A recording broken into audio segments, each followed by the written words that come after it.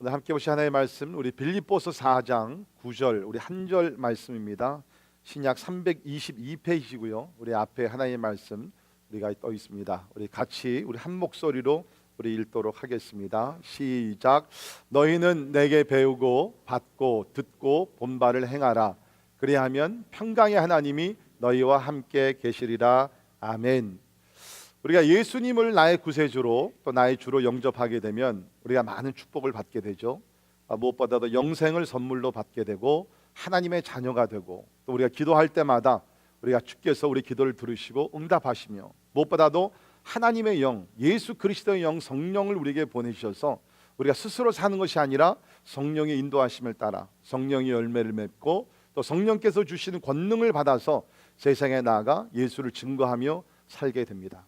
자, 하나님이 우리에게 주시는 그 복이 셀 수가 없어요. 너무나 많지만 그 가운데 한 가지가 무엇이냐면 하나님은 하나님을 믿는 자들에게 평강을 주신다는 것입니다.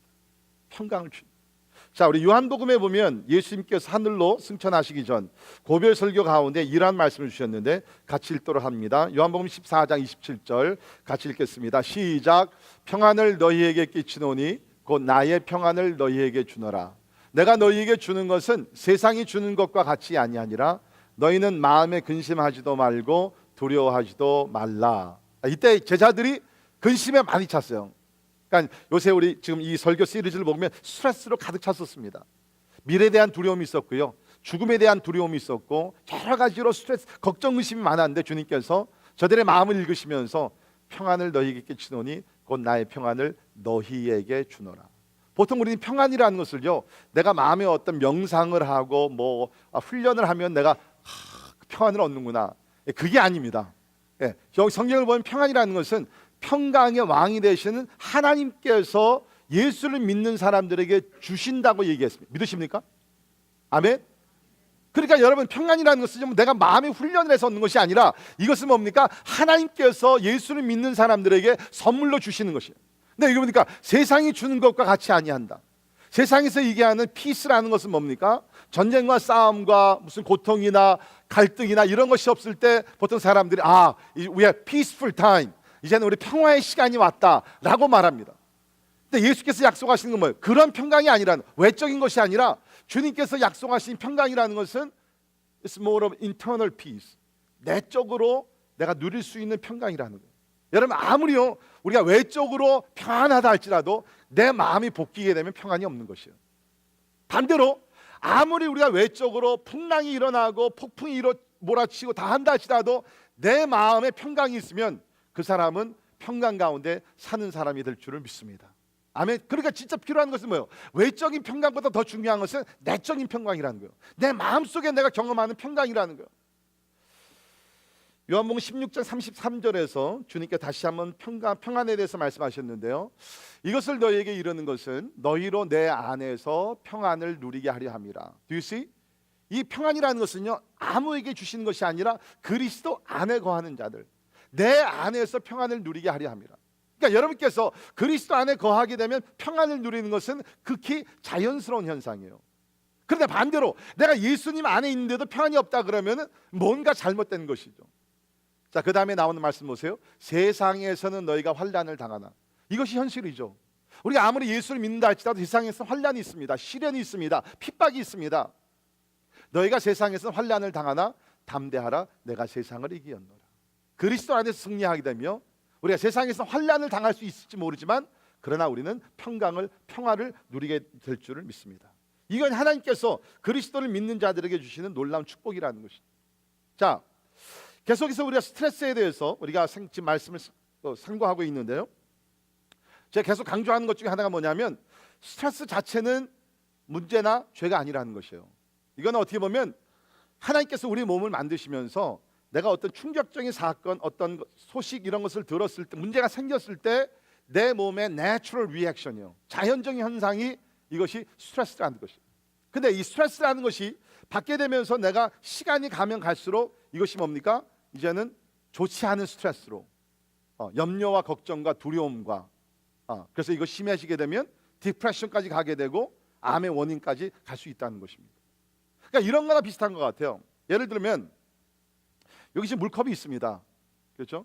제가 이렇게 물컵을 들면 여러분들 목사님께서 여러분이 지금 뭘 보십니까? 라고 질문할 것 같죠? 그 질문 안 합니다. 너무 이제 잘 아시는 질문이기 때문에.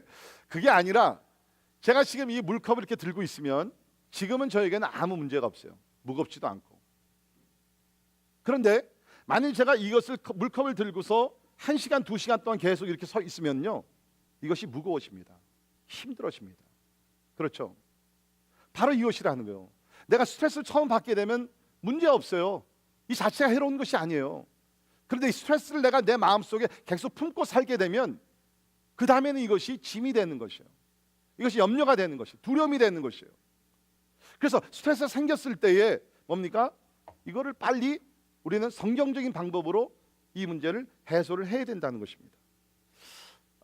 제가 가만히 생각해 보니까 우리가 이제 받는 이 부정적인 나쁜 스트레스나 이런 것들은 결국에는 뭐냐면 하나님을 신뢰하지 못하는 가운데서 생기는 어떤 불신앙의 현상인 것 같아요. 자, 예수님께서 마태복음 6장 31절에 이러한 말씀을 하셨습니다.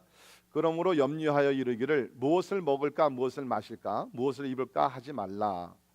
이는 다 이방인들이 구하는 것이라 너희 하늘 아버지께서 이 모든 것이 너희에게 있어야 할 줄을 아시느니라. 믿으십니까? 그러니까 예수님께서 지금 여기서 무엇을 먹을까 무엇을 마실까 무엇을 입을까 염려하지 말라는 것은 꼭 세 가지를 놓고 얘기한 것이 아니라 여기는 그 삶 자체를 놓고 얘기하는 것이에요. 너희 삶에 do not worry about your life. 너희 인생에 대해서 삶에 대해서 염려하지 말라는 것이에요. 왜?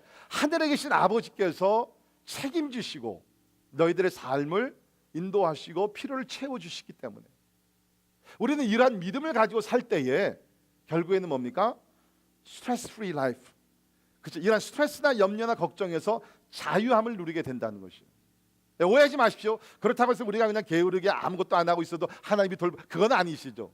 우리가 주 안에서 말씀대로 우리가 순종하며 살아갈 때 하나님께서 우리의 삶을 지금까지도 책임지시고 인도하셨듯이 앞으로도 하나님께서 더 좋은 길로 선한 길로 완전한 길로 인도해 주실 줄을 믿습니다. 자, 그러면 왜 사람들이 특별히 우리가 예수 믿는 사람들이 이렇게 하나님께서 우리의 삶을 다 책임져 주신다 그랬는데 왜 우리가 염려하면서 스트레스풀하게 우리가 살아가고 있느냐? 제가 말씀을 준비하면서 좀 고민을 해봤습니다. 했더니 얻은 결론이 뭐냐면 하나님께서 처음에 우리를 창조하셨을 때는요 이런 염려 걱정이나 스트레스 받고 사는 것을 하나님께서는 원하시지 않으셨어요. 그러니까 우리 창세기 1장 2장에 보면 하나님께서 인간을 창조하시고 에덴 동산에서 하나님과 교제를 하게 하며 살으실 때는요 진짜 문제없는 그런 에덴 동산에서 살게 하셨어요. 자, 그런데 죄가 들어오게 되죠. 아담과 하와가 하나님의 말씀에 불순종을 하게 됩니다. 선과 악을 알게 하는 그 선악과를 따먹지 말라 그랬는데 사단의 유혹을 받아가지고서 호기심에서 그것을 따먹게 되죠. 불순종을 하게 됩니다. 그때부터 인간들에게는 염려와 걱정이라는 것이 생기게 된 것이에요. 그때부터 고통이라는 것을 노동의 고통과 해산의 고통과 여러 가지 고통을 경험하게 된 것이죠. 그러나 하나님의 원래 디자인은 뭐냐면 인간을 창조하시고 나서 염려와 걱정과 두려움에서 자유된 그야말로 평강으로 충만한 삶을 하나님께서 원래 원하셨는데 우리가 하나님의 말씀에 불순종했기 때문에 그 결과로서 우리는 여러 가지 정신적인 고통, 육적인 고통, 여러 가지 고통을 경험하며 살게 되었다는 것입니다. 자, 이게 지금 무슨 얘기를 제가 하려고 그러냐면 우리가 받는 스트레스를요 가만히 생각해 보면 그 원인이 어디 있냐면 하나님의 말씀에 불순종이 있다는 거예요. 자, 증명을 해드리죠. 저 같은 경우에는 무엇에 가장 스트레스를 받느냐면요 대인관계입니다. 저는 상당히 관계를 중요시하고 원만한 관계를 원하고 또 제가 추구합니다. 근데 관계가 어떻게 잘 이루어지지 않을 때 상당히 제가 거기에 대해 스트레스를 많이 받아요. 아마 여러분들도 보게 되면 여러분이 받는 스트레스 중에 가장 큰 원인이 아마 대인관계에서 일어나는 갈등일 것입니다. 동의하세요 혹시? 혹시 여러분들 가운데 목사님 맞습니다. 저도 가만히 생각해 보면 제가 받는 스트레스 중에 사람 때문에 받는 스트레스가 제일 많습니다. 라고 동의하시면 한번 손 좀 들어보세요. 손 들어보세요. 괜찮아요. 스트레스 자체는 죄가 아니니까. 손 내리시고요.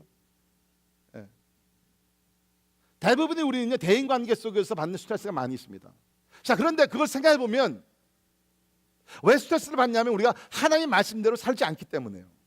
자, 하나님의 말씀이 대인관계 뭐라고 얘기하죠? 서로 용납하라. Accept one another. 말씀 뭐라고 합니까? 서로 용서하라. Forgive one another. 원수까지도 서로 사랑하라. 무거운 짐을 서로 지으라는 것이죠. 서로 돌아보라는 것이에요. 서로 섬기라는 것, 서로 나자시라는 것이죠. 그러니까 우리가 대인관계 속에서 하나님의 말씀대로 살게 되면 사실은 스트레스는 없어져요. 지금 여러분들이 대인관계 속에서 어떤 스트레스를 받고 있는 걸 생각해 보십시오. 그 원인은요, 그 사람이나 나뿐 아니라 우리가 하나님의 말씀대로 살지 않기 때문이에요. 그러니까 여기 오늘 이 빌립보서 4장도 보게 되면 2절을 잠깐 올라가시면 내가 유오디아를 권하고 순두개를 권하노니 주 안에서 같은 마음을 품어라. 이 두 사람 사이에서 갈등이 있었어요. 왜 그렇습니까? 같은 마음을 품지 않았기 때문에. 그러니까 하나님의 말씀은 뭡니까? 같은 마음을 품으라는 거예요. 같은 마음을 품으라는 거예요. 그러니까 우리는 하나님의 말씀대로 살게 되면 사실은 이 스트레스에서 자유되는 삶을 살게 된다. 자, 여러분들 가운데 아마 미래에 대한 어떤 걱정, 근심 때문에 스트레스를 받는 분들이 계실 것입니다. 자, 하나님의 말씀은 뭐라고 얘기하죠? 우리 시편 37편 5절에 있는 말씀 보면 내 길을 여호와께 맡기라. 그를 의지하면 그가 이루시고 내 의의를 빛같이 나타내시며 내 공의를 정오의 빛같이 하시리로다. 하나님의 말씀은 내 길을 여호와께 맡기라는 거예요. 너의 앞으로 장래의 모든 길로와 진로와 모든 것들을 여호와께 맡기라. 그를 의지하면 그가 이루시고, 여러분이 아니라 하나님께서 이루신다는 거 믿으십니까? 아멘. 네. 그러니까 뭐야? 우리가 염려하는 것은 뭐야? 하나님을 내가 분명히 하나님께서 내 길을 여호와께 맡기라 그랬는데 맡기지 않으니까 내가 내 길을 자꾸 터득하면서 내가 길을 열면서 내가 모든 것을 해야 된다고 생각하니까 이게 안 되는 것이에요. 자, 여러분 지난 10년을 생각해 보십시오. 여러분이 10년 전에 계획하고 원했던 모든 것들이 그대로 순조롭게 잘 이루어졌습니까? Most likely not. 아마 그러진 않았을 거예요. 그러나 무엇이 이루어졌어요? 하나님께서 계획하신 일들이 이루어졌어요. 그러니까 과거를 보면 우리가 무엇을 깨달을 수 있어요? 내 삶의 주인이 나의 삶에 인도하는 사람이 내가 아니라 하나님이시구나. 그거는 뭐 예수를 믿는 사람이나 믿지 않는 사람이나 대부분의 사람들이 인정하는 사실이에요. 우리가 우리의 삶을 우리가 컨트롤 못해요. 하나님께서 인도하신다. 그런 문제는 뭡니까? 우리가 우리의 삶을 주께 하나님께 맡기면서 하나님께서 나를 인도해 달라고 맡기게 되면 뭐예요? 우리는 평강 가운데 우리는 살아갈 수가 있다는 것이죠. 자, 우리 오늘 본문 말씀을 잠깐 다시 보겠습니다. 본문 말씀 우리가 빌립보서 4장 9절을 보면 같은 말을 얘기하고 있어요. 너희는 내게 배우고 받고 듣고 본 바를 행하라. 그렇죠? 그리하면, 이 조건적입니다. 너희들이 이렇게 행하면, 그리하면 평강의 하나님이 너희와 함께 계시리라. 그러니까 한마디로 요약하면 너희들의 말씀에 순종하고 그대로 행하게 되면 뭐예요? 하나님께서 너에게 평강을 주시겠다는 거예요. 그러니까 평강, 뒤집어서 얘기하면 내가 평강을 누리지 못해 불안하고 막 답답해하고 그런 이유는 뭡니까? 내가 하나님의 말씀을 행하며 살지 못하고 있기 때문이라. 그러니까 여러분 너무 인생을 이렇게 복잡하게 생각하지 마시고요. 인생은 복잡하지 않아요. 하나님께서 우리에게 단순한 삶을 주시면서 쉽게 말씀드리면 하나님의 말씀을 우리가 순종하면 그대로 살면 실행하면 뭐요? 평강의 하나님이 우리와 함께 하신다.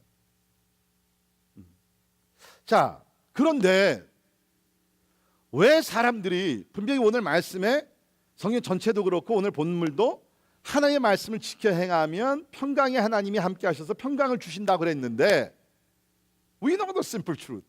간단한 진리를 대부분이 알아요. 근데 왜 우리가 이렇게 하나님의 말씀을 행하지 못하느냐? 몇 가지 근본적인 이유가 있는 것 같아요. 첫째는 오늘날 많은 사람들이 성경을 권위 있는 하나님의 말씀으로 인정하지 못합니다. 성경을 권위 있는 하나님의 말씀으로 인정하지 못합니다.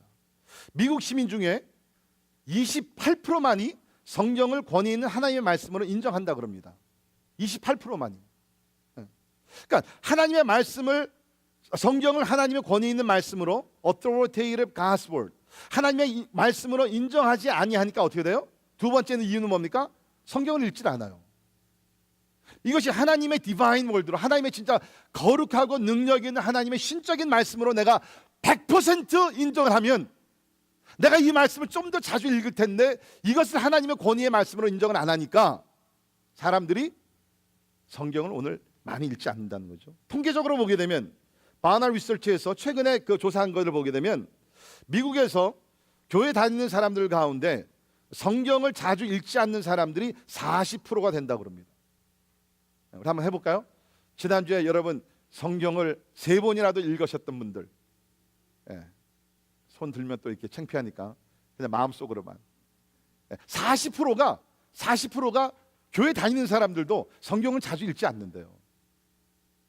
그러니까 교회는 다니지만 사실은 이 하나님의 말씀의 중요성과 그 가치를 아직 잘 모르는 것이죠. 참 안타까운 그런 현실인데, 우리 나라 지도자들도 성경을 안 읽어요. 지금 뭐 여러분이 아신 대로 이제 미국 대선이 이제 마지막 피치를 지금 올리고 있습니다. 그래서 공화당, 민주당에서 이제 대부분 이제 마지막 후보들이 한 사람씩 남았는데, 그래서 지금 양쪽 후보가 다 이제 그 투표자들의 인기와 모든 것을 인정을 받기 위해서 막 노력을 하고 있어요. 근데 양쪽에서 지금 노력하는 그 그룹 중에 하나가 어떤 사람들이냐면 이벤젤리컬 크리스천이에요. 복음주의 크리스천들입니다. 여러분이 아신 대로 아직도 지금 미국에서는요, 이 복음주의 크리스천들의 영향력이 상당히 큽니다.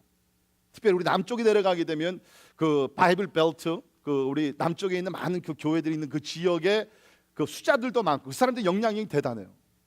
그러니까 여러분이 아신 대로 지금 이번에 두 사람 양쪽 다 굉장히 좀 이렇게 그 진보적이고 리버럴한 뷰를 갖고 있는 사람들이잖아요. 그러니까 지금 양쪽에서 다 이벤젤리컬 크리스천들의 보트를 얻기 위해서 엄청나게 노력을 해요. 최근에 우리 힐러리 후보가 이벤젤리컬 크리스천들을 만나기 위해서 성경책을 이제 갖고 나가야 되는데 성경책을 못 찾는 것이에요. 그래가지고서 자기 그 아래에서 돕고 있는 보좌관들한테 성경책을 찾아오라고 말을 했는데 어떻게 또 그 말이 흘러나가가지고서 인터넷에 떴어요. 뭐라고 얘기했냐면 한번 들어보세요. I don't know where the beep하고 thing is wherever I put it 4 years ago. 그러니까 자기 보좌관들한테 내가 4년 전에 그 어디다 놨던 그 욕을 했어요. 그리고 beep하고서 그것 어디 있느냐 찾아오라 그랬어요. 그래서 보좌관들이 이제 막 찾아가지고서 그 성경책을 찾아왔어요. 성경 찾아오니까 4년 동안 어디 처박혀 있었던 것이에요. 근데 보니까 먼지가 가득한 것이에요. 그러니까 그 힐러리가 뭐라고 얘기했냐면, that this disgustingly filthy thing. 저 더러운 책. 그런 욕설을 했어요. 그것이 또 이제 인터넷에 뜨게 돼요. 오해하지 마세요. 제가 지금 그렇다고 해서 이쪽을 제가 뭐 지지하는 거 절대로 아닙니다. 그러나 분명한 것은 뭐냐면 오늘날 미국에 사는 사람들 지도자를 포함해 가지고서 성경을 하나님의 권위 있는 말씀으로 인정을 안 하니까 성경을 읽지 않는다는 거예요. 근데 뭐 그런 사람들은 그렇지만 중요한 것은 뭐냐면 하나님을 믿는 사람들이란, 우리가 성경을 하나님의 말씀으로 받는 사람들도 오늘날 보게 되면 많은 사람들이 성경을 읽지 않는다는 거예요. 그러니까 우리가 오늘 말씀을 보게 되면 쉽게 얘기하면 하나님의 말씀을 읽고 말씀대로 살아갈 때에 우리 마음에 평강이 넘친다 그랬는데, 우리는 이 조건적인 것을 갖추질 않으니까, 말씀을 읽지 않으니까 내 마음이 불안할 수밖에, 복힐 수밖에 없는 것이. 왜 사람들이 그러면 성경 안 읽을까? 성경이 나와 별로 상관이 없다고 생각하기 때문이죠. Irrelevant. 나랑 별로 상관이 없는, 그거는 있어 old myth. 그 옛날에 그냥 신화 같은 이야기지 오늘 나의 실제적인 삶에 나 별로 상관이 없기 때문에 성경을 읽을 필요가 없다. 아마 여러분들 가운데 그런 분들이 계실 거예요. 내가 지금 열심히 나가서 일을 하고 직장에서 일을 하고 사업에 내가 몰두해야 되고 자녀 양육을 잘해야 되고 이런 것들이 중요한 것이 성경이 뭐가 중요하냐? 근데 여러분 그거 아세요? 성경은요 여러분의 삶에 필요한 모든 지혜와 지식과 가이드라인과 모든 것이 성경에 있습니다. 진짜 여러분이 성경을 잘 몰라서 그렇지 성경같이 우리 삶에 프랙티컬한 아주 실제적으로 우리에게 지혜와 지침서와 모든 것을 가르쳐주는 말씀이 없다는 것이에요. 자, 성경을 보세요. 성경에는 탄생과 죽음이 나옵니다. The birth and death. 성경에서는 죄와 용서에 대해서, 그렇죠? 성경을 보게 되면 가정에 대한 지침서가 성경에 엄청나게 많아요. 우리가 지금 돈에 관심이 많습니다. 사실은요 우리가 몰라서 성경을 보게 되면요 머니 매니지먼트에 대해서 예수님께서 말씀하신 비유나 모든 것을 보게 되면 돈에 관한 이야기가 제일 많이 나와요. 몰라서 그렇지. 몰라서 그렇지. 사랑에 대해서, 참사랑과 거짓 사랑에 대해서, 대인관계에 대해서, 도덕과 윤리에 대해서, 무엇보다도 구원과 심판에 대해서 성경이 나오죠. 그래서 우리 디모데후서 3장 16절을 보면 이런 말씀이 있죠. 모든 성경은 하나님의 감동으로 된 것으로 교훈과 책망과 바르게 함과 의로 교육하기에 유익하니 This is good for you, beneficial for all of you. 이는 하나님의 사람으로 온전하게 하며 모든 선한 일을 행할 능력을 갖추게 하려 함이라. 보세요. 이는 성경은 하나님의 사람으로 온전하게 합니다. 여러분 자신이 온전한 사람이 되기를 원하고 여러분의 자녀들이 온전한 사람으로 자라기를 원하면 다른 것보다도 성경을 읽어야 돼요. 그리고 성경대로 살아야 돼요. 온전하게 하며 모든 선한 일을 행할 능력을 갖추게 합니다. 이래도 성경이 여러분과 상관이 없어요? 아니에요. 성령같이 우리와 상관 있는 책은 세상에 없어요.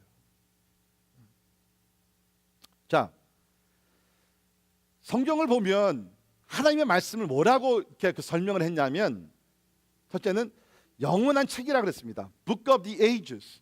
모든 시대와 모든 그 제너레이션과 모든 것을 다 뛰어넘어서 우리에게 진리를 가르치고 유익한 것을 주는 것이 성경이라는 것이에요.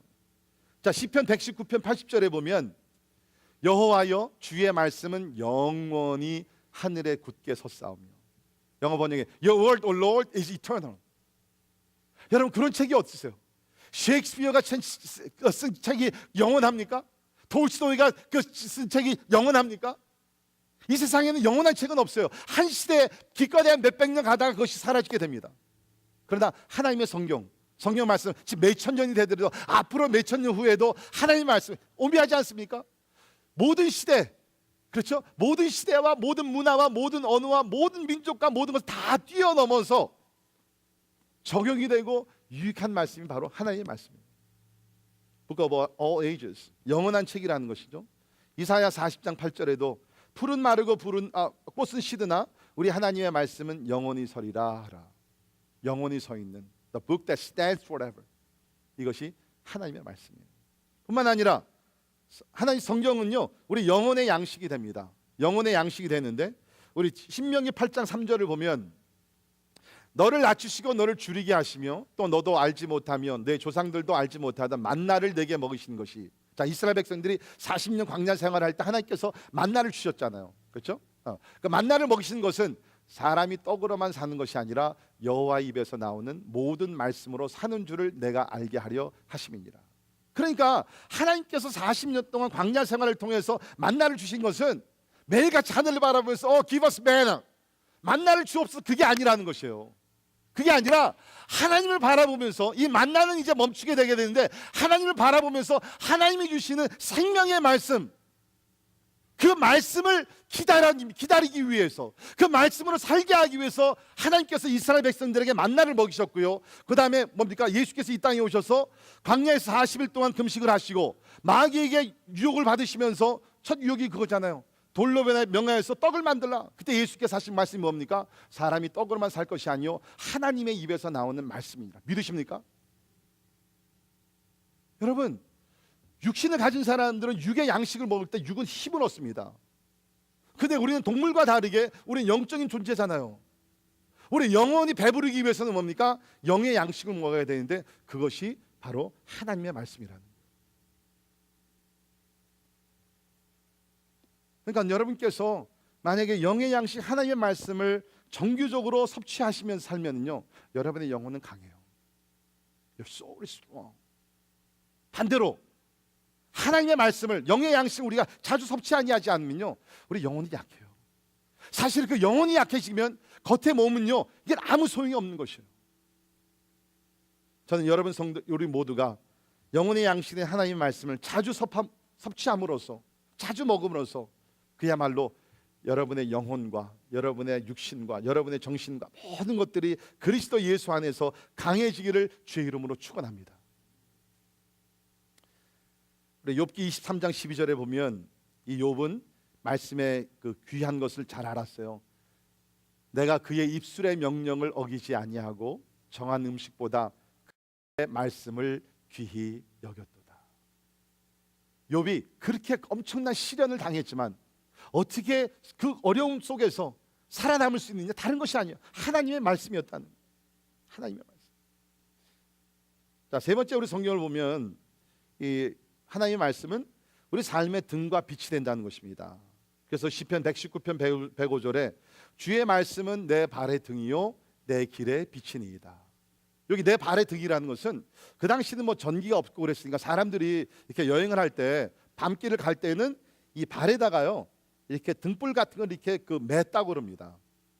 그러니까 발의 등불이라는 것은 뭐냐면 내가 지금 가는데 캄캄해 보이질 않아요. 근데 내가 발의 등불이 나를 앞으로 인도하면서 내가 어디로 가야 할지를 밝혀준다는 것이에요. 근데 성경이 바로 그 역할을 한다는 거예요. 여러분이 가끔 어떤 길을 우리가 가기로 결정하고 가다가 후회할 때가 있죠. 내가 왜 그런 결정을 했지? 내가 왜 이 길로 나왔지? 대부분의 그런 경우에는 뭐냐면 우리가 하나님의 말씀을 비춰보지 아니하고 하나님의 말씀을 인도를 받지 아니하고 즉흥적으로 상황을 계산을 하면서 내 생각대로 결정하는 것이고, 우리가 말씀을 꾸준히 묵상하고 말씀대로 살아간다 그러면 하나님의 말씀은 우리 발의 등불이 되어서 우리를 진리의 길로 빛의 길로 인도해 줄 줄을 믿습니다. 그러니까 여러분께서 특별히 어떤 길을 갈까 고민할 때 그 시간에 더 많이 말씀을 봐야 돼요.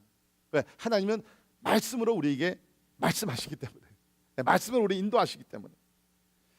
시편 119편 130절에 보면 주의 말씀을 열면 빛이 비치고 우둔한 사람들을 깨닫게 하나이다.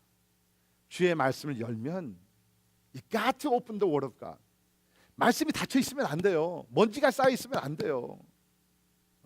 제가 놀라운 것은 이번에 설교 준비하면서 보니까 대부분의 미국 사람들이요, The average American owns about 4 Bibles.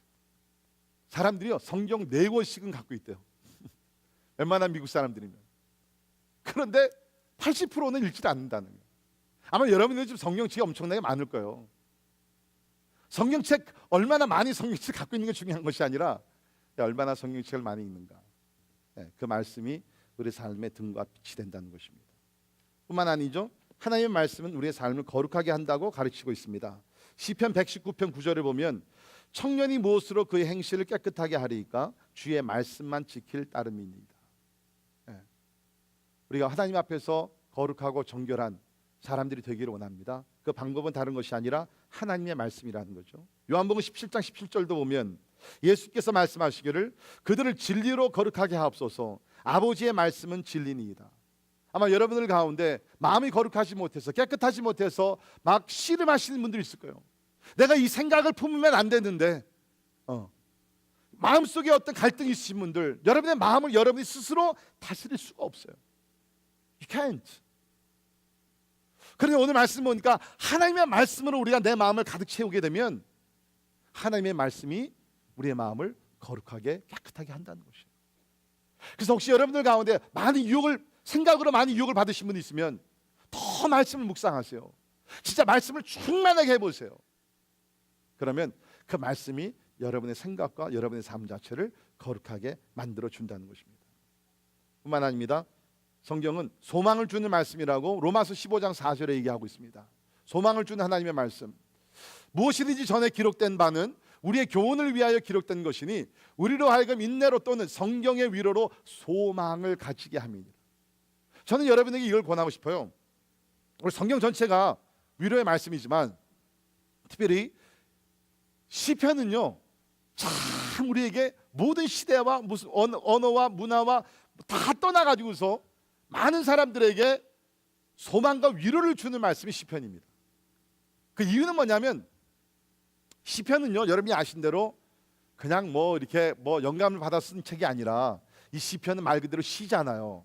근데 대부분의 시편 기자들이 스스로 어려움을 겪으면서 사람들에게 거절을 당하고 환난을 당하게 되고 원수들의 공격을 받고 오해를 당하게 되고 죽음을 눈앞에 두게 되고 우리가 이 세상에서 겪는 모든 고통스러운 일들을 본인들이 겪으면서 눈물을 흘려가면서 호소하면서 기록한 것이 이 시편이에요. 그러니까 시편을 읽다 보면 우선 내가 이 사람도 나와 비슷한 그러한 아픔이 있었네. 그 릴레이트가 돼요. 그리고 시편을 보게 되면 항상 고통과 그 아픔 속에 시작을 하지만 마지막에 가서는 환하게, 밝게, 소망 가운데 끝나게 된다. 제 기억으로는 아마 한 30년 전에 제가 한국에 김진홍 목사님이라고 계시죠. 둘의 마을 시작하신 김진홍 목사님이라고 계시는데, 그 김진홍 목사님 그 간증 설교를 제가 카세트 테이프로 들었습니다. 여러분 카세트 테이프 뭔지 아세요? 카세트 테이프. 제가 그때 이제 신학교를 시작하면서 그 목사님 그 카세트 테이프를 들었는데, 그 간증 내용은 뭐냐면 우리 김진홍 목사님께서 그 70년대 또 이제 그때 이제 그 나라가 어려웠을 때 특별히 이제 바른 말씀을 많이 하셔서 이게 감옥에 들어가시고 그랬습니다. 그때 그 한 번은 이제 감옥에 들어가서 몇 달을 계시면서 겨울에 너무 추우셨대요. 그래가지고서 진짜 막 춥고 고통을 많이 당하시면서 또 고문도 받으시고 하다 보니까 이 손톱이 막 다 빠지고, 그래도 그 감옥에 들어가서 겨울을 지내신 너무너무 추워가지고서, 그러니까 그 가운데 살 수 있는 것이 딱 한 가지밖에 없더래요. 그래서 기도하고 말씀 보는 것밖에 없는. 근데 말씀을 읽는데 특별히 시편 57편에 있는 말씀을 읽게 되셨다는 거예요. 근데 시편 57편을 보게 되면 뭐냐면 다윗이 사울 왕이 오해를 해가지고서 다윗을 죽이려고 했지 않습니까? 그때에 다윗이 막 이곳저곳 피신을 하면서 블레셋도 가서 숨고 이굴 저굴 아둘람 굴에 다니면서 막 피신을 하면서 그때 기록한 것 중에 하나가 시편 57편이거든요. 근데 그 말씀을 읽다 보니까 자기와 상황이 너무 비슷한 거예요. 자기도 지금 억울하게 누명을 써가지고서 감옥에 들어와서 진짜 의지할 것은 하나님밖에 없는 거예요. 근데 시편 57편 아신 분들은 아시지만 그 다윗이 처음에는 힘들고 고통스럽고 어둡게 시편을 이렇게 기록하면서 나가다가 그 다음에 하나님을 만나게 되고 거기서 소망을 갖게 되죠. 그러면서 한 얘기가 뭡니까? 내가 새벽을 깨우리로다. 그때 김진홍 목사님께서 위로 받으신, 그래, 이 어두운 밤은, 이 긴 밤은 언젠가는 다 지나간다. 새벽을 깨우리로다. 밝은 새벽이 있다는 것이죠. 그 말씀을 읽는 순간에 그 목사님 표현으로 말하면은 머리서부터 발끝까지 그 전율이 확 흐르면서, 희한하게요, 뭐 감옥 거기 셀에 갑자기 뭐 히타가 들어온 것이 아닌데 온 몸이 막 뜨거워지게 되는, 성령이 강하게 임하시는 것이죠. 그래서 그 말씀을 읽으면서 그 힘들고 고통스러웠던 시절을 능히 극복하며 승리하며 나갈 수 있었다. 저는 하나님의 말씀을 믿습니다. 여러분이 힘들고 어려웠을 때 다른 곳 찾아가지 마시고 다른 책보다도 먼저 하나님의 말씀을 접하시고 하나님의 말씀이 있는 가운데 진짜 김진호 목사님께서 경험하셨던 그런 성령의 어떠한 임재와 능력을 여러분도 체험하셔서 절망에서 소망으로 하나님을 찬양하는 성도들이 되기를 주의 이름으로 축원합니다. 뿐만 아니라 성경을 보게 되면요, 구원의 능력이라고 나와 있죠. 로마서 1장 16절에 보게 되면 같이 읽겠습니다. 시작. 내가 복음을 부끄러워하지 아니하노니 이 복음은 모든 믿는 자에게 구원을 주시는 하나님의 능력이 됨이라. 먼저는 유대인에게요, 그리고 헬라인에게로다. 자, 오늘 오후 4시에 우리 쿤시 지역에서 두 번째 러시아 교회가 설립이 되게 됩니다. 벌써 한 30명이 모여서 같이 예배드리고 주님을 찬양하며 우리 성경 공부를 하고 있대요. 저는 참 오늘 새벽에도 일어나서 그 교회를 위해서 기도하면서 얼마나 참 하나님 앞에 감사한지, 하나님께서 이제 그 교회를 통해서 많은 러시아권에 있는, 여러분 러시아어를 말하는 그 사람들이 얼마나 많이 있습니까? 그렇죠? 엄청나게 많잖아요. 하나님께서 많은 사람들을 그 교회에서 전파되는 복음을 통해서 구원시키실 거라고 생각할 때 막 흥분이 돼. 너무너무 기쁜 거예요. 누가 영적으로 죽었던 사람을 살릴 수가 있어요? 누가 영생을 줄 수가 있어요? 무엇이 우리로 하여금 죄에서 사함을 받게 하고 영원한 소망을 갖게 해요? 예수 그리스도의 복음인 줄 믿습니다. 이게 말씀의 능력이라는 거예요. 이래도 상관이 없어요? 상관이 있죠. 상관이 있죠. 자, 우리 오늘 본문 말씀을 보게 되면 이러한 말씀이기 때문에, 자 9절입니다. 오늘 본문에 너희는, 바울이 이러한 말씀을 가지고 가르쳤잖아요. 너희는 첫째 배우고, 둘째 받고, 셋째 듣고, 그리고 넷째 본말을 행하라. 자, 여기 네 가지가 나. 사도 바울의 우리 글을 보면요, 한 단어도 우리가 쉽게 넘어갈 수가 없어요. 너무너무 깊은 의미가 있기 때문에 잠깐 제가 설명을 드리죠. 자, 우리도 말씀을 행하기 위해서 이 네 가지를 알아야 돼. 첫째는 말씀을 배워야 돼요. 이건 formal teaching. 누가 정식적으로 이렇게 어떤 사람들을 모아놓고 집회를 통해서 가르치는. 그러니까 바울도 보게 되면은 사역을 하게 되면서 많은 시간을 뭡니까? 가르치는데 그 신경을 많이 썼어요. 우리가 믿음이 자라고 우리가 말씀을 행하기 위해서는요, 말씀을 배워야 됩니다. 참 감사한 것은 우리 교인들이 말씀을 배우기에 열심히 있어요. 그러나 어떤 분들은 5년, 10년이 되더라도 그냥 주일 예배만 참석하지 말씀을 배우지 않는 분들이 있어요. 공통점이 뭐예요? 믿음이 안 자라요. 실제적으로 더 나가게 되면 마음에 평강이 없는 삶을 살아요. 자, 말씀을 우리가 배워야 됩니다. 디도서 3장 14절에 보게 되면 또 우리 사람들도 열매 없는 자가 되지 않게 하기 위하여 필요한 것을 준비하는 좋은 일에 힘쓰기를 배우게 하라. Our people must learn to devote themselves to doing good, what is good. 우리가 선한 일을요, 배우지 않으면 우리가 못해요. 배우지 아니하면 한두 번 할 수 있지만 내가 배워서 깨달게 되면 그것이 지속적으로 가게 되는데, 예를 들면서 우리가 전도 누가 한번 그래 한번 내가 나갈게요 하면 한두 번 하고 끝이에요. 우리 아까 우리 하나 선교회 가서 우리 구제 사역했습니다. 그것도 누가 그냥 우리 한번 직장 한번 갑시다 그러면 한 번 가면 뭐 별거 아니네 하고 돌아올 수 있어요. 그러나 내가 말씀을 통해서 구제가 얼마나 중요한 것을 내가 배우고 깨닫게 되면 this is something that I should do lifelong. 평생 동안 내가 이것을 해야 되는구나. 배우지 않는 것은요, 일시적이에요. 그러나 내가 배우고 깨닫게 되면은 사명을 가지고 우리가 그 일을 행하게 된다는 것입니다. 자, 두 번째는 뭡니까? 너희는 배우고 받고. 여기 받는다는 것은요, 여기 그 특별한 의미가 있는데, 이거는 그냥 받는 것으로 끝나는 것이 아니라 받고 전한다는 의미가 숨겨져 있는 단어입니다. 자, 예를 들면 우리가 고린도전서 15장 3절을 보면 바울이 이런 말씀을 썼는데, 내가 받은 것을 먼저 너희에게 전하였노니. Do you see? 바울이 신령한 사람이었지만 바울도 받았어요.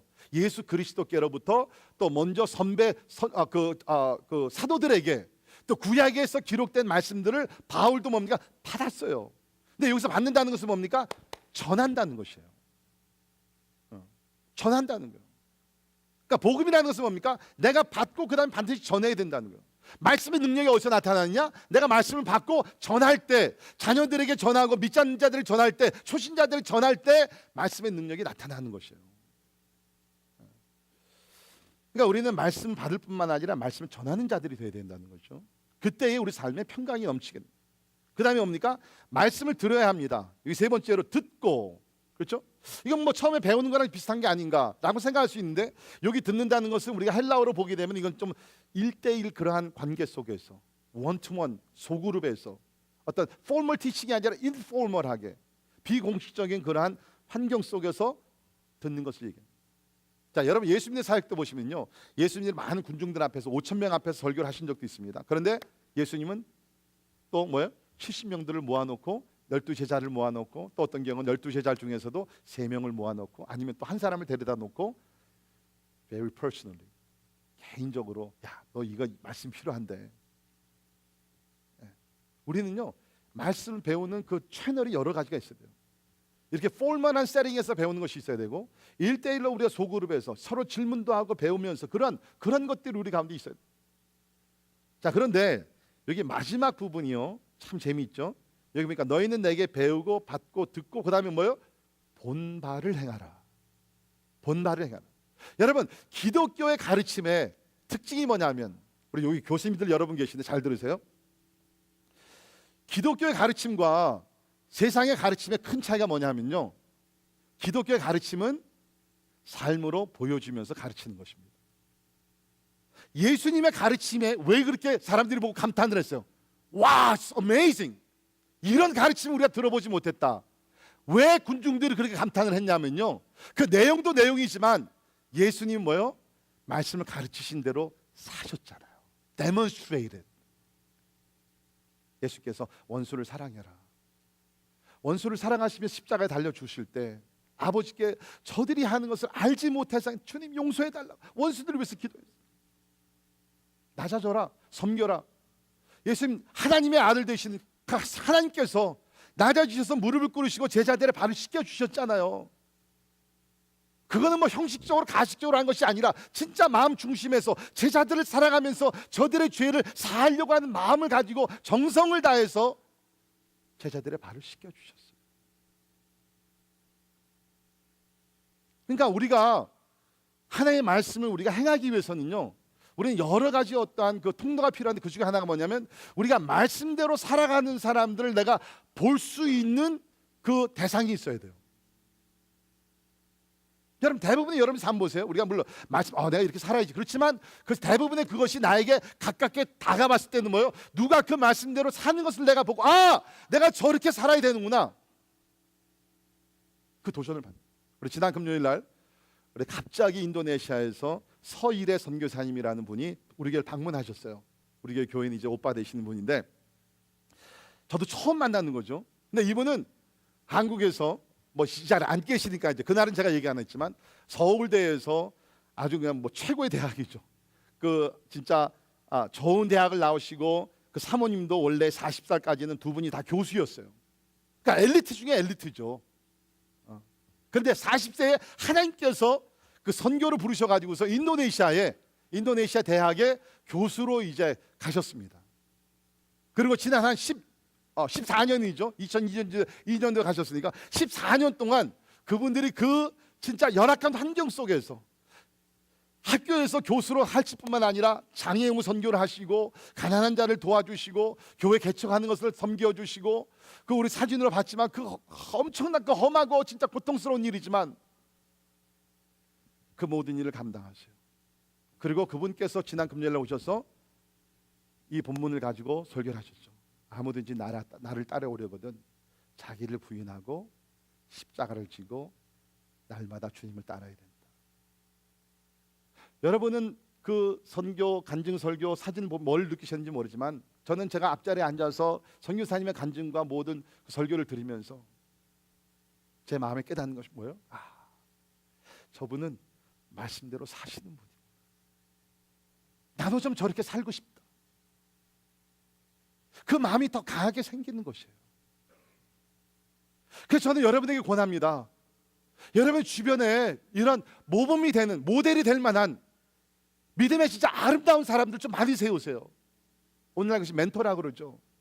저는 여러분들 멘토를 세우면서 뭐 지식이 박식하고 뭐 많고 무슨 학위가 있고 그런 게 아니라 somebody who lives out the scripture, 하나님의 말씀 그대로 살아가는 사람들, 적어도 그렇게 살기 위해서 몸부림을 치면서 살아가시는 분들 좀 보면서 적어도 그런 도전을 좀 받으면서 오늘 말씀대로 보고 그 본 것을 좀 적어도 하려고 노력한 그런 그리스도인들이 되면 좋겠어요. 제가 설교를 준비하면서 재미있는 책을 하나 발견했어요. 이 책이 뭐냐면 책 이름이 The Year of Living Biblically, 한 해를 성경적으로 살아보다. 뭐 한국말로 직역하라고 하면 이제 그렇게 번역인데 이 저자는 누구냐면 A.J. 제이콥스라는 분입니다. 혹시 누구 아세요? A.J. 제이콥스 들어보셨어요? 네, 안 들어보셨구나. 혹시 여러분들 가운데 패션 잡지 에스콰이어 알죠? 에스콰이어 잡지 아시죠? 그 에스콰이어 잡지의 에디터입니다. 편집자인데 이분은 그 원래 유태인 태생이에요. 유태인 태생인데 재미있는 것이 뭐냐면 이분이 이제 많은 책들을 썼는데 이분은 원래 이제 보통 얘기하는 agnostic, 그러니까 불가지론자입니다. 그러니까 뭐든지 뭐랄까 그 경험을 하지 아니하면 믿지 않는 것이죠. 그러니까 하나님도 그렇고 모든 것도 그렇고, 그러니까 실제적인 것들을 내가 직접 체험하지 아니하면 경험하지 않으면 이제 믿지 않는 그러한 그 철학적인 마인드를 가진 사람인데 불가지론자인데 이분이 그러니까 최근에 그 시도해본 것이 뭐냐면요, 내가 1년 동안 성경대로 한번 살아봐야 되겠다. 하나님 믿는 사람 아니에요. 이분은 agnostic, 그러니까 하나님 존재 자체를 믿지 않는 사람인데 이 사람은 그냥 그렇게 막 재미있는 일 하는 사람이에요. 그래가지고 이 사람이 결단을 내리고요, 성경책을 사가지고서 성경책도 여러 우리 번역이 많이 있으니까 막 사진을 봤는데 이만큼 성경책 사가지고서 하여튼 자기가 성경을 계속 똑똑한 사람이시니까 성경을 읽으면서 내가 성경에서 어떻게 살라고 얘기하는 거냐, 성경적으로 살아가신 것이 무엇이냐, 거기서 문자 그대로 막 해석을 하면서 성경대로 사는 거예요. 어느 정도냐면 성경에 거짓말 하지 말라 그랬으니까 진짜 1년 동안 최대한으로 잘못된 약속 같은 거, 뭐 예를 들면 우리 다음번에 한번 식사하죠. 그런데 1년 동안 그런 얘기 안 했대요. 왜? 자기가 얘기하고서 못 지키면 거짓말이니까. 굉장히 철저하게 그 삶을 사는 거예요. 그러면서 이제 뭐 예를 들게 되면 성경에 또 양을 치라 그랬으니까 양을 진짜 렌트를 해가지고서 1년 동안 양도 막 쳐보고 길러보고, 또 구약에 보게 되면 남자들은 또 이렇게 뭐 수염 같은 거 깎지 말라 그랬으니까 막 수염도 막 엄청나게 길고, 그래가지고 와이프가 접근하기를 싫어하고. 근데 재밌는 것이 뭐냐면 생육하고 번성하라 그랬기 때문에 그 기간 동안에 쌍둥이를 또 낳습니다. 근데 여러 가지를 다 챘는데 한 가지 못한 것이 있었어요. 그게 뭐냐면 간음하는 자는 돌로 치라 그랬거든요. 구약의 법이잖아요. 이거를 내가 해야 되는데 이걸 어떻게 하냐. 그래서 항상 주머니에요 돌을 갖고 다니셨대요. 돌을 갖고 다니다가 이거 누구 간음한 사람 만났으면 내가 돌로 쳐야지. 물론 큰 돌이 아니라 조그만 돌을 갖고 다니면서. 그러다가 이제 몇 개월이 지나고 나서 어디서 70 먹은 이 노인을 만난 거예요. 근데 70 먹은 노인을 만나서 이 얘기 저기 하다 보니까 이분이 70년 동안 살아오면서 간음을 여러 번 했다는 거예요. 그래가지고서 됐구나 이제. 근데 그냥 하면 안 되잖아요. 그래가지고 그 노인에게 설명을 했어요. 사실 내가 1년 동안 성경대로 살고 있는데 성경에서 간음한 자는 돌로 치라 그랬습니다. 대단히 미안하지만 내가 이걸 해야 되기 때문에 좀 받아주십시오. 돌에 맞아주십시오. 그래가지고서 주머니에서 이제 돌을 꺼내가지고서 이제 치려고 했더니 잠깐 그 돌을 나한테 달라. 그러면서 돌을 받아가지고서 그 사람에게 던졌다는 거야. 그러니까 아무튼 이 사람이 1년 동안을 최대한으로 성경적으로 자기가 살아보려고 노력을 했어요. 그리고 나서 쓴 책이 바로 이거예요. The Year of Living Biblically. 자, 저는 처음에 이 책 주제를 그 타이틀을 읽고 나서 제 관심이 뭐였을 것 같아요? 네? 제 관심이 뭐였을 것 같아요? 이 사람이 1년 동안 성경대로 살고 나서 뭐였을 것 같아요? 관심이? 예수님을 만났을까? 어떻게 됐을 것 같아요? 만났을 것 같아요? 만났을 것 같아요? 안타깝게도 못 만났어요. 그러니까 거기서 역시 깨달은 것은 뭐냐면 선행으로 구원받을 수는 없다는 거예요. 그렇게 진짜 이번에 진짜요. 제가 막 창피할 정도로 진짜 말씀 그대로 막 최선을 다해 살았던 사람이에요. 근데 이분이 깨달은 건 그러니까 뭐 그 구원의 회심의 이야기는 없고요. 근데 그분이 이제 결론적으로 내린 것은 뭐냐면 삶의 변화는 많이 가지고 왔다는 거예요. 진짜로 많이 갖고 왔다. 너무너무 좋았다는 거예요. 이제 그러면서 이제 한 얘기가 성경은 우리가 잘 해석을 해야지 어떤 것은 문자적으로 그렇게 하면은 어려움을 당할 수 있다. 맞는 얘기죠. 자, 그런데 그분이 그 결론적으로 내린 그 자기 삶의 변화를 얘기하게 되면서 정직하게 살게 되고, 또 이분이 워커홀릭이었어요. 막 일중독에 빠져 있었는데 성경대로 이제 일주일에 하루를 이제 안식하게 되니까 뭐 가정 생활도 좋아지고 여러 면에서 너무너무 좋아졌대요. 이제 그러면서 그분이 한 얘기 중에 하나가 뭐냐면 내가 성경대로 살아보니까 일어난 변화 중에 하나가 감사하며 살게 됩니다. 성경에 범사에 감사라 그랬잖아요. 그러니까 1년 동안 자기가 이 노력을 해보니까 비록 자기가 이렇게 하나님 믿고 그런 사람은 아닌데 감사하며 살게 된다. 그래서 마음에 기쁨이 생겼다는 거예요. 제가 왜 이 말씀을 여러분이 드리냐면 하나님을 믿지 아니, 하나님의 존재 자체를 믿지 아니하는 agnostic 그런 사람도 그래도 성경대로 살아보니까 삶의 변화가 일어났다는 거예요. 마음의 기쁨이 생겼다는 거예요. 마음의 평강이 일어났다는 거예요. 생겼다는 거예요. 그렇다 그러면 예수를 믿고 성령이 우리 가운데 거하시고 하나님의 말씀을 정확무원 하나님의 권위 있는 말씀으로 인정하는 사람이 하나님의 말씀대로 믿고 그대로 산다 그러면 어떤 변화가 일어나겠냐 말이죠. 대단히 미안하지만 저를 포함해서 오늘날 많은 그리스도인 성경은 엄청나게 알고 성경 통독을 자주 하고 뭐 다 하지만 우리가 Do we really live biblically? 진짜 우리가 성경대로 살고 있단 말이에요. 저는 내가 이번에 이 사람 그 제이콥스를 보면서 많이 도전을 받았어요. 그렇게 하나님을 믿지 아니하는 불신자인데도 불구하고 저렇게 하나님의 말씀대로 한번 살아보려고 적어도 1년을 시도했다 그러는데, 우리는 진짜 얼마나 하나님의 말씀대로 살려고 몸부림을 치냔 말이에요.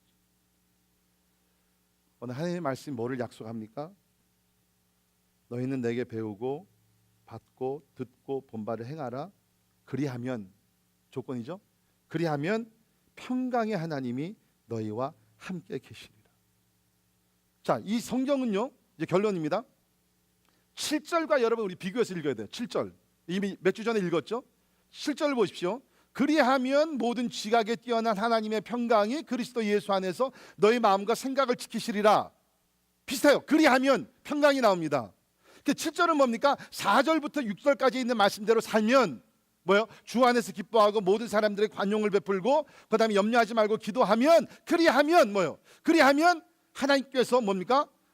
하나님의 평강이 그리스도 예수 안에서 너희 마음과 생각을 지키시리라. 자, 그런데 오늘 9절은 뭡니까? 너희는 내게 배우고 받고 듣고 본바를 행하라. 그리하면 평강의 하나님이 너희와 함께 계시리라. 자, 7절에서는 뭐를 약속했어요? 하나님의 평강이고요. 9절에서는 뭡니까? 평강의 하나님이요. 이해가 되세요? 차이점 아세요? 질문을 드립니다. 평강의 하나님과 하나님의 평강, 어느 것이 더 본질적이고 더 깊은 것이에요? 네? 뭐가 더 본질적이에요? 다 중요한데 하나님의 평강이 더 본질적인 것은 평강의 하나님. 자, 이 말씀을 보게 되면 9절에 나오는 평강의 하나님, 이건 하나님 자체를 놓고 얘기한 거예요. 평강의 하나님이, 그렇죠, 너희와 함께 계신다. 7절에서는 뭡니까? 하나님의 평강이, 이거는 하나님께서 주시는 것이 평강이라는 거예요. 두 개 다 중요한데 여기서 제가 깨닫는 것은 뭐냐면, 우리가 말씀대로, 우리가 생각뿐만 아니라 말씀대로 행하여 살게 되면 하나님이 우리에게 평강 주실 뿐만 아니라 평강의 하나님이 우리와 영원토록 함께 하신다. 제가 말씀드렸죠. 하나님은 원래 우리 인간을 창조하시면서 평강 가운데 평화롭게 살기를 원하셨어요. 죄가 들어왔습니다. 죄는 뭐예요? 말씀의 불순종이에요. 그래서 하나님 평강이 깨졌죠. 이제 하나님은 그것을 회복시키기를 원했어요. 어떻게? 우리가 말씀을 다시 한번 듣고 생각하며 순종하며 행하며 나갈 때 하나님께서 평강을 주실 뿐만 아니라 평강의 하나님이 우리와 영원토록 함께 하실 줄 믿습니다. 기도하겠습니다. 평강의 하나님을 찬양합니다.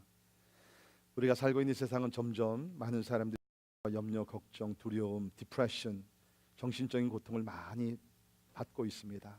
이제 특별히 빌립보서를 계속 우리가 공부하면서 오늘 말씀 그대로 참 우리가 하나님의 말씀을 배우고 받고 듣고 특별히 본바를 행하면 평강의 하나님이 우리와 함께 계신다고 약속하셨습니다.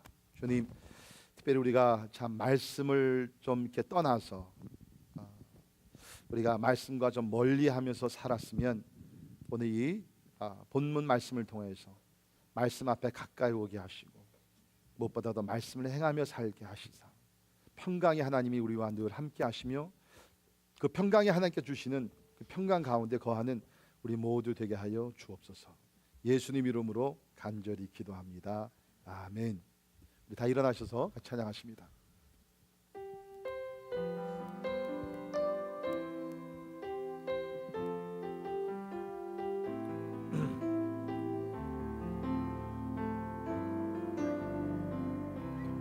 주님 말씀하시면 주님 말씀하시면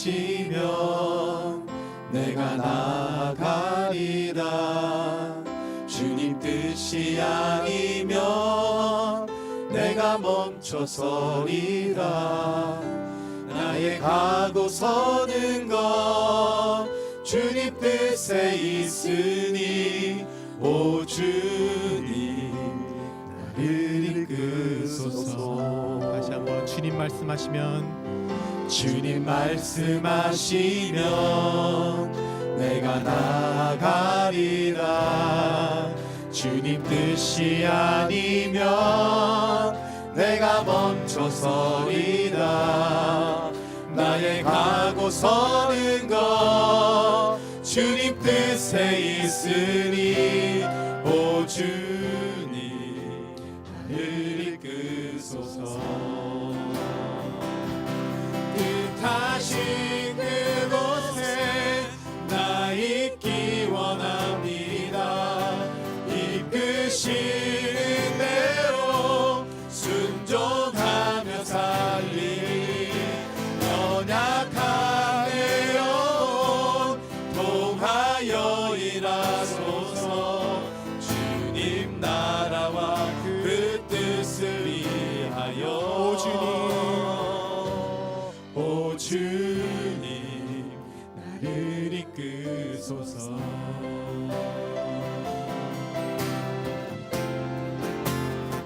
주님 말씀하시면 말씀하시면 내가 나가리라.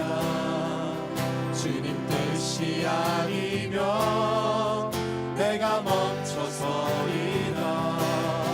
나의 가고 서는 것 주님 뜻에 있으니 오 주님 나를 이끄소서. 뜻하신 그곳에 뜻하신 그곳에 나 있기 원합니다. 이끄시는 대로 순종하며 살리. 연약한 내 영혼 통하여 일하소서. 주님 나라와 그 뜻을 위하여 뜻하신 그곳에 뜻하신 그곳에 나 있기 원합니다. 이끄시는 대로 순종하며 살리. 연약한 내 영혼 통하여 일하소서. 주님 나라와 그 뜻을 위하여 오 주님 나를 이끄소서. 지난주에는 제가 여러분께 숙제를 드렸죠. 8절에 있는 말씀 나누고 나서 참되며 경건하며 오르며 정결하며 이런 것들을 생각하라. 하루에 15분 정도라도 자 여러분께서 이 생각 훈련을 하라고 제가 숙제를 드렸는데 몇 분이나 했는지 모르겠어요. 여러분 삶이 변화되기 위해서는 훈련해야 돼요. 그냥 되지 않아요. 오늘 말씀에는 뭡니까? 너희가 배우고 받고 듣고 본바를 행하라. 저는 아까 제가 말씀드리는 그 AJ 그 제이콥스 하나님이 보내신 사람인 것 같아요. 그 나스틱인데 저는 제가 이분에 대해 스터디를 하게 되면서 얼마나 제가 도전을 받았고 회개를 했는지 몰라요. 하나님을 믿지 않는 사람이 1년 동안 그래서 성경대로 살아보려고 저렇게 노력을 한 거. 제 자신이 너무 부끄럽더라고요. 우리는 말씀을 알면서도 육신이 약하니까 하나님 다 이해하시겠지. 그리고 그냥 넘어가고. 제가 I'd like to give you assignment for this week. 이 사람은 1년을 그렇게 살았대요. 물론 우리가 행위로 구원받는 거 절대로 아니고 행위로 사업에 나가는 거 절대로 아니에요. 근데 오늘날 우리 크리스찬, 저를 포함해서 우리 크리스찬들 보면 너무나 쉽게 살아요. 그냥 은혜라는 그냥 이름 안에서 이래도 좋고 저래도 좋고 거짓말을 해도 좋고 속여도 좋고 뭐 탐심을 품어도 좋고 간음을 해도 좋고 그냥 뭐 everything is okay. 성경은 아니잖아요. 내가 온전하니 너희도 온전하라. 우리 일주일만 좀 그렇게 좀 살아볼 수 있을까요? 물론 우리 완전하게 살 수 있는 사람 아무도 없어요. 저는 제 자신에게 여러분에게 도전합니다. 한번 그렇게 좀 살아봅시다. 행해봅시다. 어떤 결과가 일어날지. 원래 우리의 힘으로 안 되죠. 하나님께서 우리를 도와주시기를 바랍니다. 그리고 잠깐 같이 기도하면서 하나님 오늘 말씀을 통해서 참 내가 많은 염려와 걱정, 두려움, 또 스트레스 받는 것이 다른 것이 아니라 그냥 환경의 이유가 있는 것이 아니라 근본적으로 우리가 말씀을 순종하며 말씀대로 살지 않기 때문이라고 그랬는데, 주님, 내 영역 속에서, 내 삶 속에서 특별히 말씀을 지키지 않음으로 내가 받는 스트레스와 걱정, 근심, 두려움이 있습니다. 주님, 내가 말씀대로 살 수 있도록 주여 도와주시옵소서. 너희는 내게 배우고 받고 듣고 본 바를 행하라. 그리하면 평강의 하나님이 너희와 함께 계시리라. 하나님 도와달라고, 말씀대로 행할 수 있도록 도와달라고 우리 시간 잠깐 같이 통성으로 우리 말씀 생각하시면 같이 기도하죠. 하나님 아버지, 이 시간에 주여 하나님 아버지 나가기 전에 기도합니다. 주님 아버지, 이 시간에 간절히 기도합니다. 주님, 우리 하나님 아버지 시기를 주시기를 간절히 기도하거나, 주님 아버지 하나님 아버지 이 시간에 간절히 기도하거나, 주님 아버지 하소서. 하나님 아버지 너희 시기를 간절히 기도하거나, 하나님 아버지 하시기를 간절히 기도하거나, 하나님 아버지 나가 주님 말씀이 순종하며 살아가기를 바랍니다. 그래 하나님 하시기를 간절히 기도하거나, 하나님 아버지 주님 아버지 역사, 그래 하나님 아버지 하시기를 간절히 기도하거나, 하나님 아버지 하소서. 주님 아버지 주님 아버지 하소서. 그래 하나님 아버지 하시기를 간절히 기도하거나, 하나님 아버지 하시고 주님 아버지 하시고 하나님 아버지 하시기를 주시기를 간절히 기도합니다. 뜻하신 그곳에 나 있기 원합니다.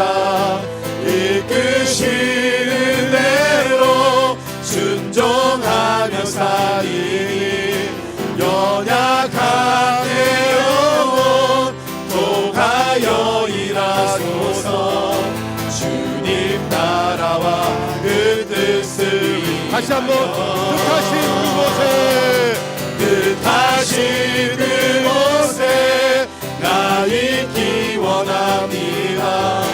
이끄시는 대로 순종하며 살이 연약한 내 영혼 통하여 일하소서. 주님 나라와 그 뜻을 위하여. 오 주님 나를 이끄소서. 주님, 예배를 마치고 이제 세상으로 나갑니다. 중요한 것은 우리가 이곳에서 얼마나 많은 것을 배운 것도 중요하겠지만, 더 중요한 것은 이제 우리가 배운 것을 가정에서, 사회에서, 직장에서, 우리 이웃들 관계에서 그대로 행하는 것인 줄 압니다. 주여 도와주시옵소서. 이미 우리는 예수를 믿어 구원을 받았습니다. 그러나 선한 일을 위해서 우리를 구원시키셨다고 하셨사오니, 이제 성령의 도우심 또 말씀의 능력 가운데 그대로 행할 수 있도록 하나님 도와주시고, 그런 변화가 일어날 수 있도록 하나님이 우리를 축복해 주시옵소서. 지금은 우리 주 예수 그리스도의 은혜와 하나님의 위대하신 사랑과 성령님의 감화 감동 역사 충만케 하시며, 저 오늘 말씀 그대로 하나님의 능력에 있는 말씀을 하나님 우리가 배우고 받고 듣고 실행하여 하나님이 주시는 평강, 아니 평강의 하나님께서 늘 함께 하시기를 원하는 우리 사랑하는 모든 성도들 머리 위에 지금부터 영원까지 함께 하시기를 주님의 이름으로 간절히 축원하옵나이다. 아멘.